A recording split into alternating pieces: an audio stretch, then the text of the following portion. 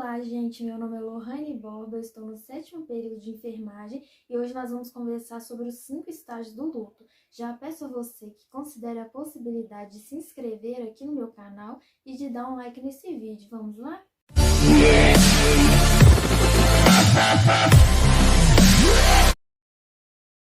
Então, gente, não tem como falarmos desses 5 estágios do luto sem falar da Elisabeth Kübler-Ross. Elisabeth Kübler-Ross foi uma médica psiquiatra nascida na Suíça e ela escreveu um livro muito importante chamado Sobre a Morte e o Morrer. Esse livro foi publicado em 1969 e marcou o trabalho dela. A Elizabeth é considerada pioneira no tratamento de pacientes em estado terminal. Inclusive, ela impulsionou a criação dos hóspices, que são locais destinados a pessoas que estão em cuidados paliativos, cujo foco daquele lugar não é curar esse paciente, mas é fornecer um alívio emocional e físico, tanto para ela, tanto para os seus familiares. Elizabeth ela foi reconhecida por pessoas muito importantes, como Cicely Saunders, que marcou os cuidados paliativos. Então, gente, para elaborar esse livro, Elisabeth Kübler-Ross, junto com uma equipe, eles fizeram muitas entrevistas com pacientes que estavam em estado terminal. Não só com os pacientes, mas também com os familiares, as pessoas que eram envolvidas com os mesmos. O objetivo era identificar quais que eram as fases que essas pessoas passavam diante dessa situação e também criar métodos para ajudá-las a superar tudo isso. Então, bora falar sobre esses 5 estágios do luto. O primeiro é chamado de negação, o segundo de raiva, o terceiro de barganha, o quarto de depressão e o quinto de aceitação. Para a gente falar sobre eles, é importante a gente discutir 2 tópicos. O primeiro, nem todo mundo tem que passar por esses 5 estágios, não é uma regra que todo ser humano vai ter que passar. E o segundo, que nem todos precisam seguir a mesma sequência. Então, eu não preciso começar lá na negação e terminar na aceitação.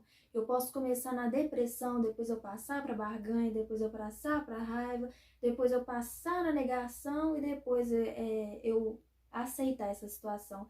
Então, ela não segue uma regra.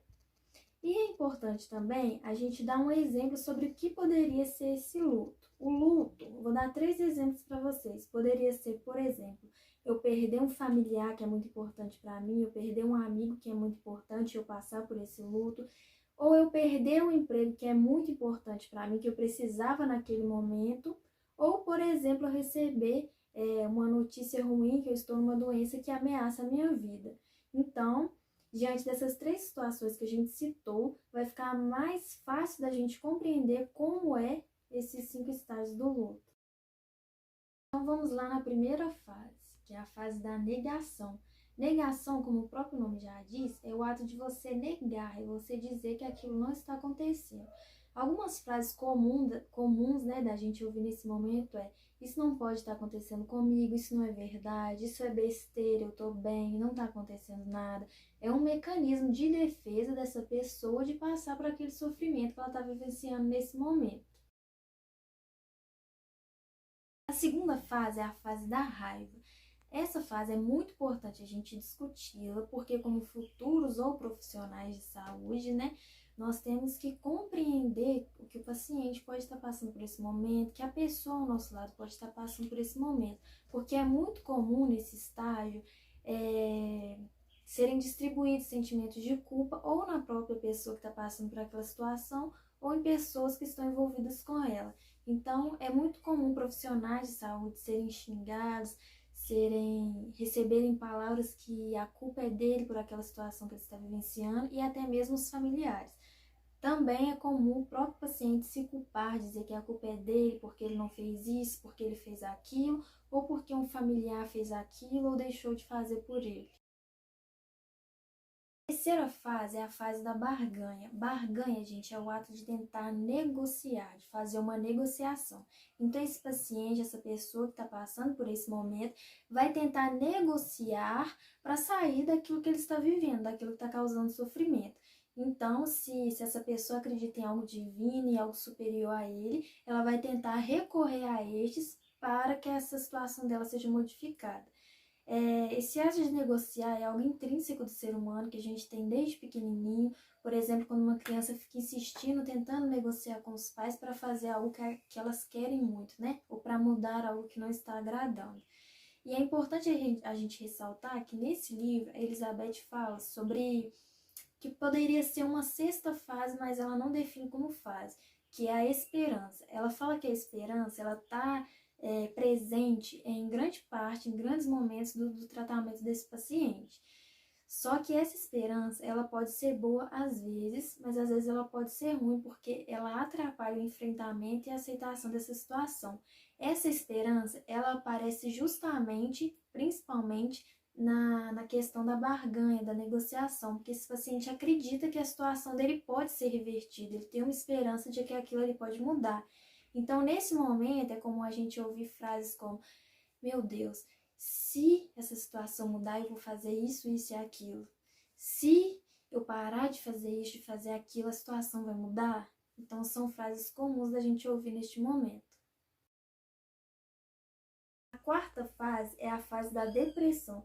Geralmente, quando esse paciente, essa pessoa, passou pelas outras fases, como a da negociação que a gente acabou de falar, e ele viu que não vai dar em nada, que aquele momento que ele está passando não vai poder ser revertido por causa disso, ele entra nessa fase de tristeza, nessa fase de isolamento social, né?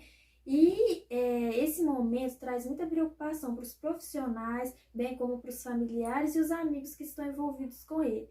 É importante essa pessoa, esse paciente, né, essa pessoa que está passando pelo luto de uma perda familiar, da perda de alguém especial, ou que recebeu essa notícia ruim, que ele está numa doença que ameaça a vida dele, ou, por exemplo, do rapaz que perdeu o emprego, como a gente falou anteriormente, é importante o acompanhamento profissional para poder enfrentar, né, esse estágio muito importante.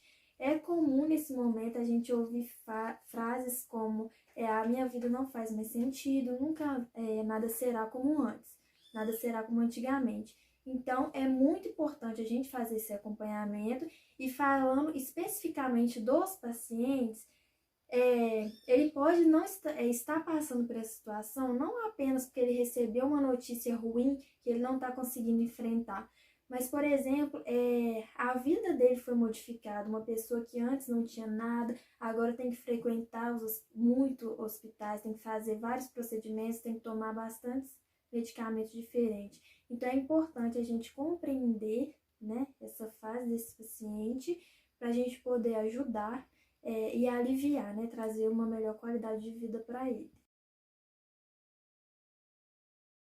A quinta fase, gente, é a fase da aceitação. Nesse momento, esse paciente, essa pessoa que a gente discutiu ao longo do vídeo, ela consegue enxergar a realidade que ela está, né, e consegue estar preparada para enfrentar a perda, para enfrentar a morte. Vale a gente ressaltar, como a gente falou lá no inicinho, que esse paciente já pode começar aceitando, ele já recebeu aquela notícia, ele já pode aceitar, bem como ele pode começar pela depressão, depois ele ir para a barganha e ele aceitar, entendeu? Então a gente nunca vai seguir uma regra, nem todas as pessoas vão passar por esses 5 estágios e nem sempre vão seguir a mesma ordem, vale a gente ressaltar isso que é importante a gente não esquecer. Agora vamos para uma coisa muito importante, por que a gente tem que discutir sobre esses estágios do luto que a Elizabeth propôs no livro dela? Porque nós, como profissionais da saúde, como futuros profissionais, como pessoas, é importante a gente saber identificar a fase, né?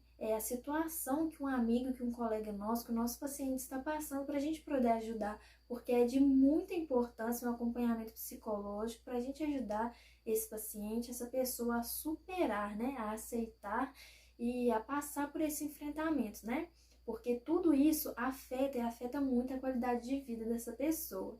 Eu vou deixar aqui no final do vídeo um resumo que eu fiz para vocês sobre tudo isso que a gente discutiu e com uma questão de fixação. Então, é importante vocês assistirem esse vídeo e tentarem responder. A gente discutiu sobre tudo isso aqui. Inclusive, é uma questão que caiu em concursos. Então, vamos lá, galera, fazer. E eu vou deixar também um vídeo aqui no final, muito legal, muito engraçado, de uma girafinha que se vê como uma situação ruim, uma situação difícil, que pode levá-la à morte, e ela passa por esses 5 estágios que a gente acabou de discutir. Espero que vocês tenham gostado e deixem comentários aqui embaixo de sugestões e de críticas sobre esse vídeo. Muito obrigada e até a próxima! Uh-oh. It's no big deal. It's probably not even quicksand. I'm gonna have a good laugh about this tonight with the guys.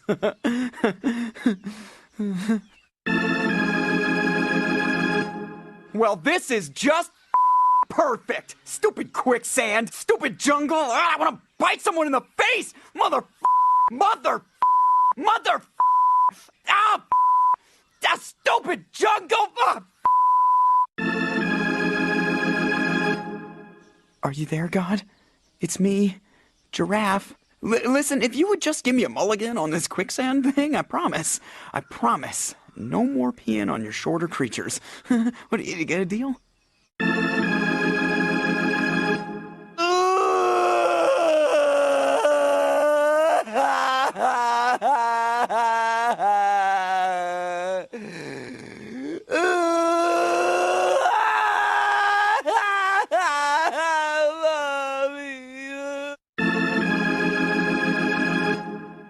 You know something? I'm cool with this. I bet heaven has all the tender leaves I can eat, and everyone gets their own Slurpee machine. Yeah, take me, sweet death. I await your loving embrace. What? I think I hit the bottom.